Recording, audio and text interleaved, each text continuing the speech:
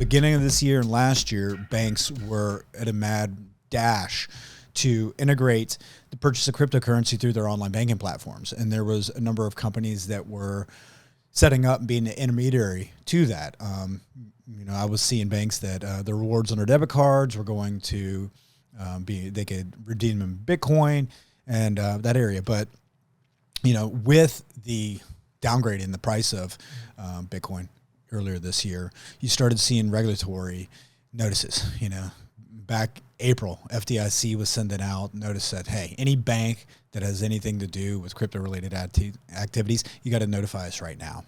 So they want to know if there's any banks that had any risk in owning cryptocurrency, if any of their customers, if they were ownership of platforms that were selling cryptocurrency. So, that just kind of tells you right there. Normally they don't send out, notice and say, hey, are you dealing with this product? Sure. So that was a little preemptive.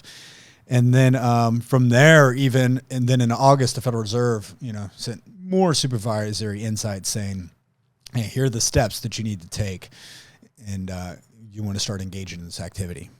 A lot of it is very, very bland. They don't give you specific steps, but it follows all the other risk-based practices you do with all new products and services, and but they want you to really, yes, yeah. And they want you to really take your time, understand it, know who you're dealing with.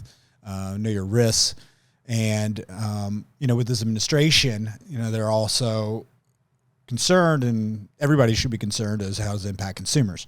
Are they being told the volatility of the market and everything like that? Right. But even so, companies that had raised a ton of money, CoinDesk had mentioned in an article back in middle of October that NYDIG, who was one of the preeminent ones that were they go between banks and their online to be able to purchase Bitcoin. They had raised a ton of money the prior year.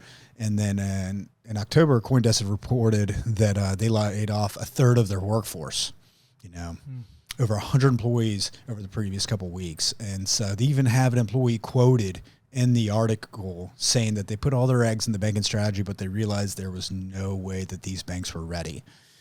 And the employee even went on to say they blew through all this money telling a story that they would bring Bitcoin to the masses. Their core strategy was blundered. Yeah. So it looks like, there's going to be a stall, at what time will banks, online banking truly be able to purchase Ethereum, Bitcoin? There may be a few out there, but it looks like that mass adoption for that is going to stall. But on the other hand, too, true, zealots, are they comfortable with wanting to buy through their online banking anyways? Mm-hmm.